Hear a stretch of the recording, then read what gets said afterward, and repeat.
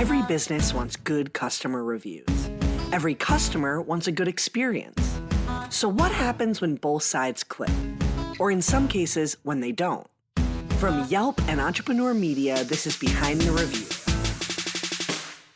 Behind the review, dig deeper too. Behind the review, get all the news. Food, flowers, fixing, make business boom. Behind the review, dig deeper too. I'm Emily Washkovic, Yelp small business expert. Every week, I pick one review on Yelp and talk to the entrepreneur and the reviewer about the story and business lessons behind it. Let's see what's behind this week's review. I first heard about Casey Wineworks through a Yelp event. So during that time period, all these breweries and businesses were popping up in Kansas City, and our community manager, Adam, he would put these brewery tours for us. And so kind of all gathered there, did a tour of the winery, and then after that we hung out and we had some drinks. And I remember I picked up some bottled wines after that to take with me home. That was how I came across Casey Wineworks. I didn't know it was there. I lived in downtown Kansas City at that time, and I kind of passed the area, but I guess I don't always look at every single business that's right there as I'm walking. That's how I discovered it. I'm very glad that I discovered it because it's a place that I really love. That's Kristina, a Yelp reviewer who lives and works in downtown Kansas City, Missouri. As part of the Yelp Elite Squad, her local community manager helps her discover new local businesses, and she's become a bit of a regular at Casey Wineworks since. Let's take a listen to her review. When I think of winery, I do not think of downtown. I think of a drive somewhere away from the city. However, Casey Wineworks does not fit that description since it is an urban winery located in the crossroads of downtown Kansas City. There are a few of each type of wine: red, white, sparkling, and cider. If you do a tasting, definitely try the signature wines, which are the Crossroads Red and the Crossroads White. The Crossroads White is one of my favorites from here. My other pick is the Hibiscus Orange Apple. Whatever you try, all are pleasant, well-balanced, easy to drink, and reasonably priced. A bottle ranges between $14 to $29, and there is a discount for a half or full case of wine if you want to stock up. There's also a neighborhood discount too if you live or work in the area. Tastings are done at the bar, but for anything else, you can stand at the bar, sit at a table, or lounge in a chair. It is an open space with plenty of natural lighting and cool artwork, making it a perfect place to relax and sip some wine. It is a fun and welcoming environment, so do not be intimidated if you have zero knowledge on wine, because the staff is more than happy to talk about the wine. Food is not served aside from some thin breadsticks, but there are food options along with a few local breweries walking distance away, so you can definitely have a fun afternoon or evening in this alcohol hub. Just make sure that Casey Wineworks is one of your stops so you can enjoy decent Missouri wine. It might surprise you to know that Missouri has a blossoming wine industry and was actually the very first American viticultural area, or AVA, in the United States. An AVA is a designated wine grape growing area, and Missouri's AVA produces 9 different types of grapes. Casey Wineworks owner Lindsay is determined to make a name for Missouri wines and is proud of her wine's heritage. She also wants to make wine more relatable. It's easier, she thinks, because her business is located in a really trendy neighborhood in downtown Kansas City, in an equally cool building. It creates a warm atmosphere that consumers can feel before they've even tried any of their wine. Here's Lindsay painting a really great picture of her unique space. We're in a historical designation of Kansas City, what's called the McGee Street Automotive Historical District. And it's where the cars first came through in the 1920s. Through Kansas City was on our street, on McGee. It was all auto shops. It was Model Ts coming through and Stanley Steamers, things like that were happening. And our building is originally known as the Kelly Springfield Automotive Truck Building. It was completed in 1912.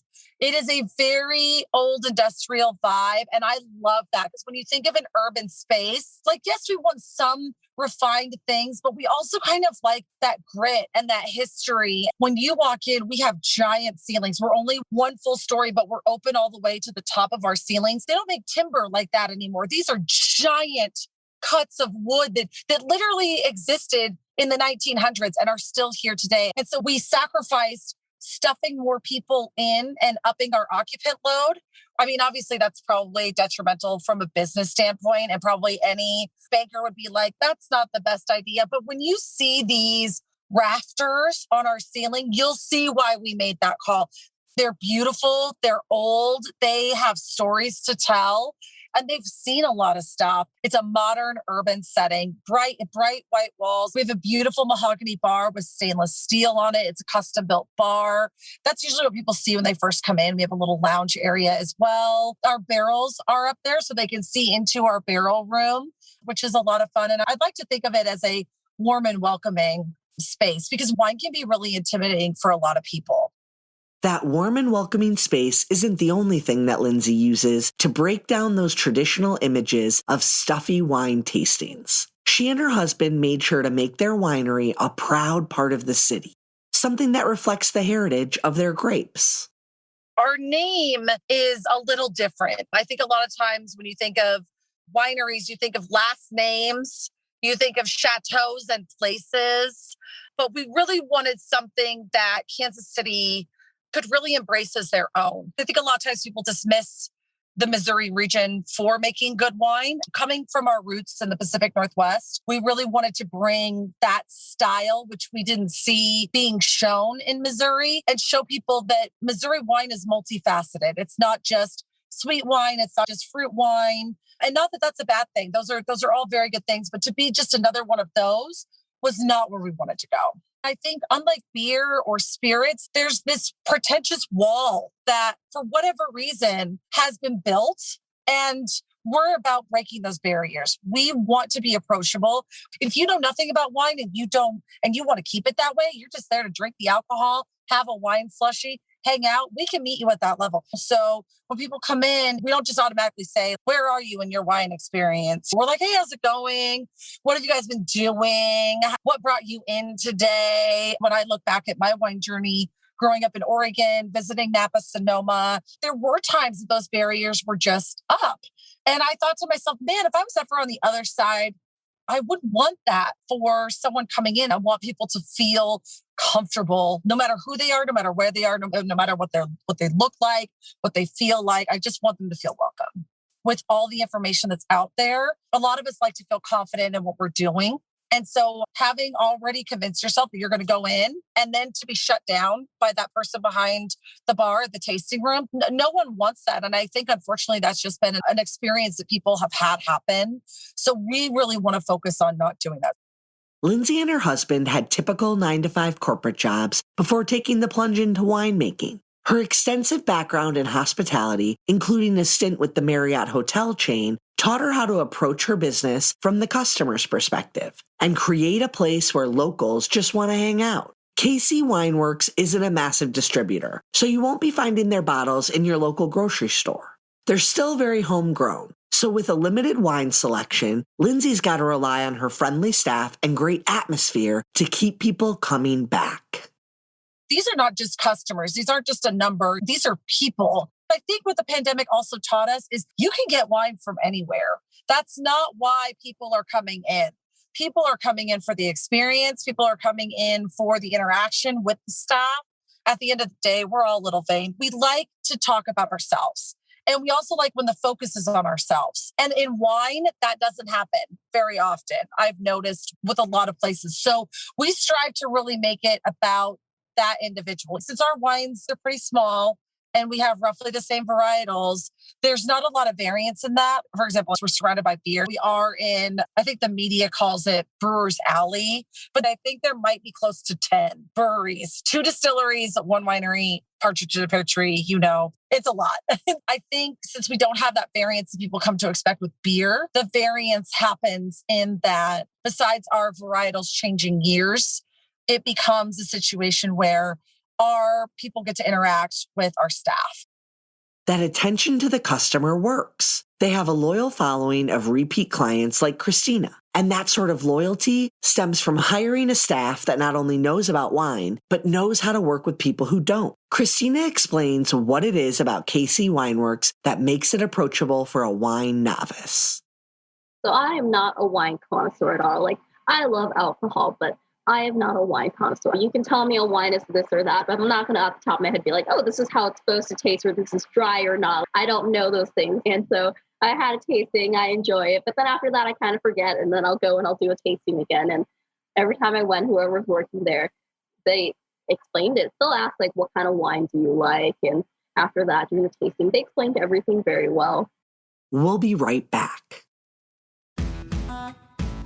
A lot of investment apps make it easy to start trading, but just because it's easy to do doesn't mean you know what you're doing. That's what makes Wealthfront different. They make it easy to invest, and they make it easy to get smarter about investing. Start with Wealthfront's classic portfolio, or make it your own with socially responsible funds, crypto trusts, and hundreds of other investments. Either way, they'll set you up in minutes with a portfolio that you can count on for the long term. Wealthfront was designed by financial experts to help you turn your good ideas into great investments without the hassle of doing everything yourself. You're protected from unnecessary risk because your portfolio is diversified across asset classes. Don't want to spend hundreds of hours trying to lower your tax bill? They help you with that too. Not sure how to rebalance your portfolio or what rebalancing is? They do it automatically.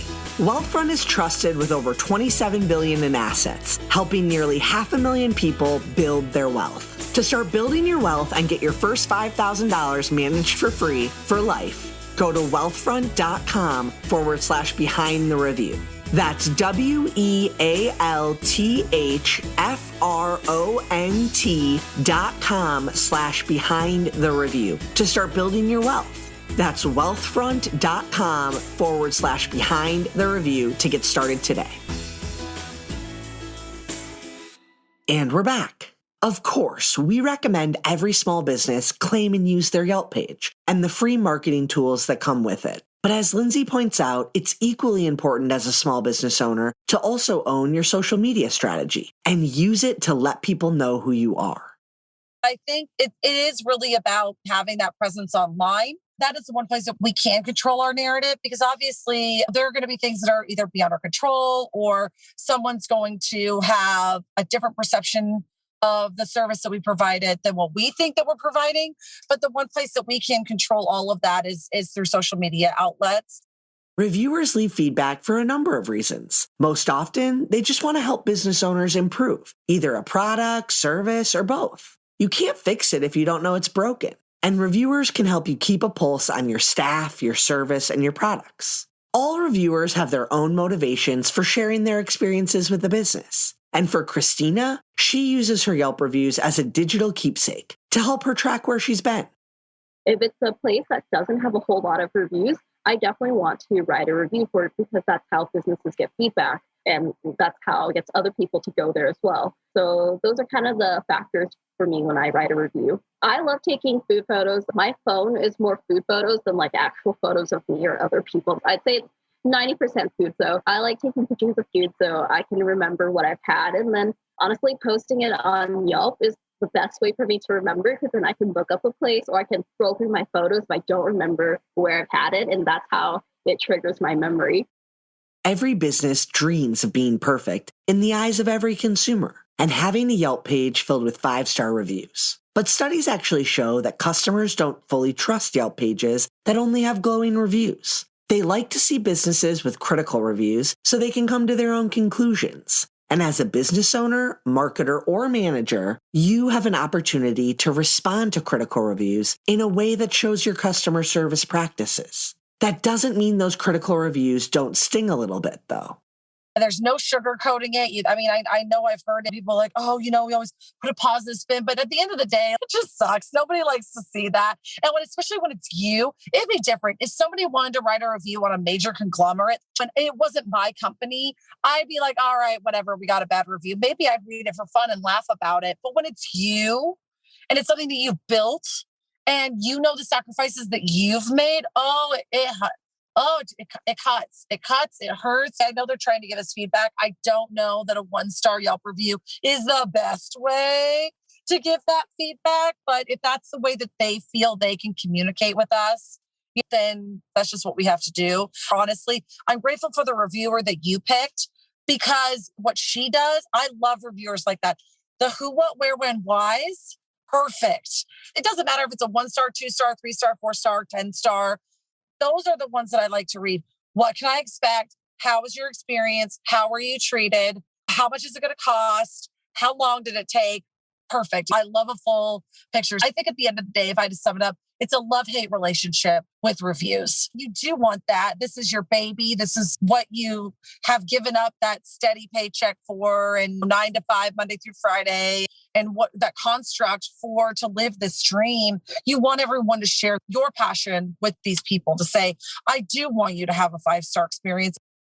In the end, at KC Wineworks, it's really about cultivating an inviting space. From the charming wooden decor, to the friendly staff, to the feeling you get when you drink a really great glass of wine. That's exactly what Lindsay and her husband strive for every day with their business. I think too, the pandemic really did show that we need that human connection more than anything. Being isolated, I mean, yes, there are some people that can do that, but for the most part, we're social. We're a social group. Humans, at the end of the day, are more social than not. So I think having that and feeling in a comfortable, safe space is really important.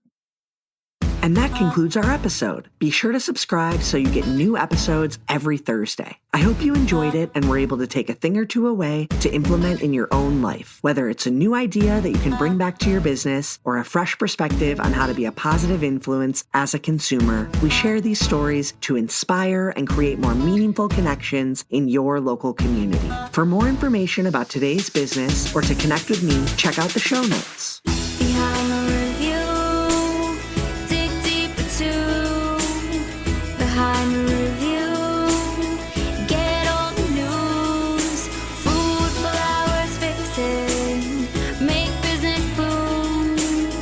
Behind the review, dig deeper too.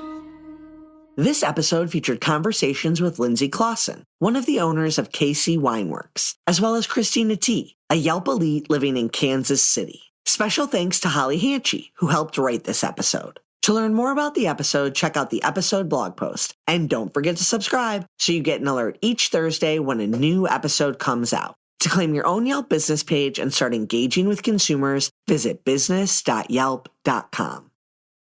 We have a special offer for our listeners who are interested in trying Yelp advertising. Use code BTRPOD300 to get started today. That's BTRPOD300 to get started today. And a $300 upfront credit will be applied instantly. Charges apply once credit is used. Cannot be combined with other offers. Any unused credit expires 90 days from date of acceptance. Eligible businesses only. Subject to Yelp's master advertising terms. This offer expires at the end of 2021. Our theme song is performed by Ali Schwartz and produced by Robbie G of Messerol Sound. The show was produced and edited by Entrepreneur Media.